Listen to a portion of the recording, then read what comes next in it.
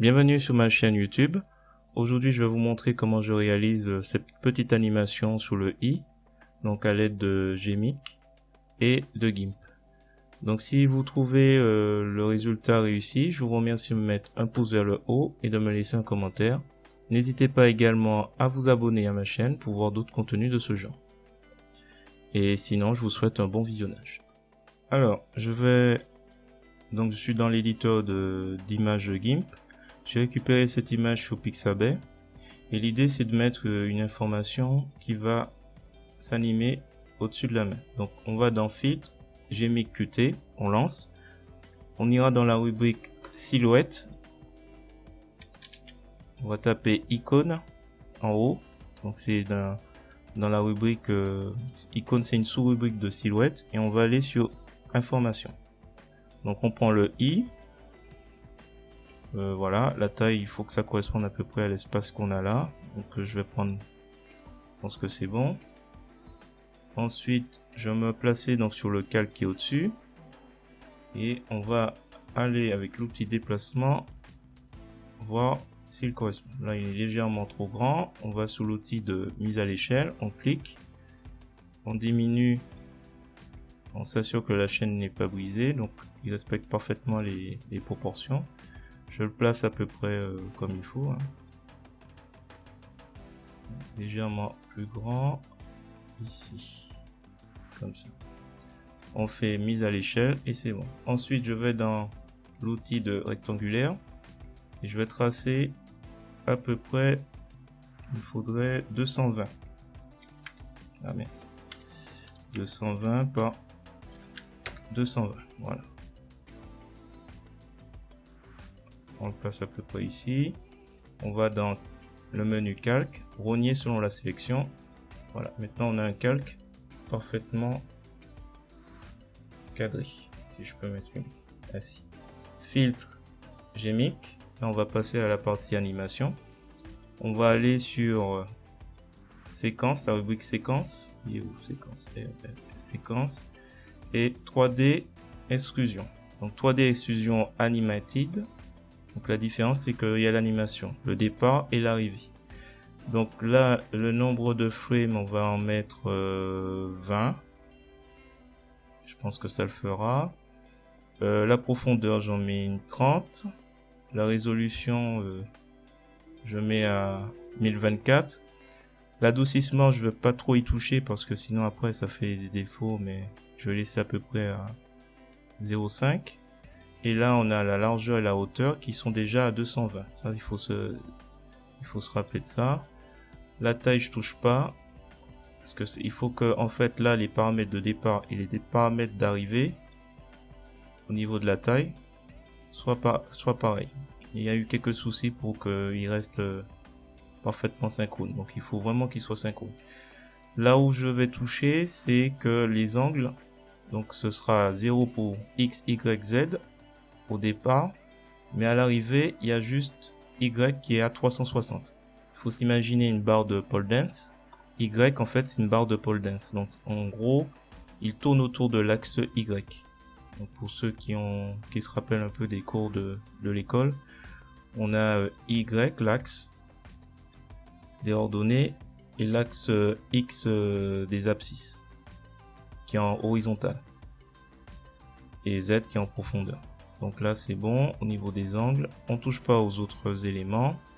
Donc actif nouveau calque, par contre en mode de sortie nouveau calque, et je fais OK. Si tout se passe bien, il va me générer 20 calques qui vont se déplacer. Le calque information du début, je peux le supprimer normalement, et on va faire une première vérification de l'animation. Donc on va dans filtre, rejouer, je vais un peu vite, filtre, animation, rejouer l'animation pour voir un peu ce qui se passe. Donc là on est à combiner et là on remarque que notre i il se bouge mais il combine en fait tous les calques. Donc on a ce petit mouvement un peu, si on fait sur remplacer, on verra un peu mieux comment il doit ressembler. Ok. qu'est-ce qu'on va faire? Donc du coup, alors ce qu'on va faire, c'est simple. On se place sur le calque original. Oh, je sais pas trop si c'est son nom. Donc le calque où il y a la fille. On va sur filtre et on va dans animation mélanger. Séquence intermédiaire 1 et on va valider. Au moment de valider, il va me créer un nouveau projet. Et là, si on lance filtre, animation, rejouer l'animation et qu'on laisse sur combiner, on devrait avoir l'animation qu'on souhaite. Voilà. Mais écoutez, on a presque terminé. On va faire quand même une dernière chose. Outil découpage. On décoche calque actuel seulement. On coche supprimer les pixels découpés pour recadrer un peu l'ensemble des éléments. Je pense que ce sera mieux recadré comme ça. Voilà. On peut jouer une dernière fois pour vérifier qu'il n'y a pas de loupé, mais je pense que c'est bon.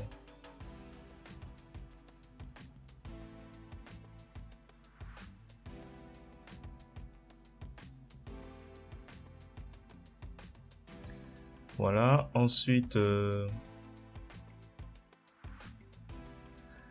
on va enregistrer donc l'animation. Donc on va dans exporter, on l'a déjà vu plusieurs fois.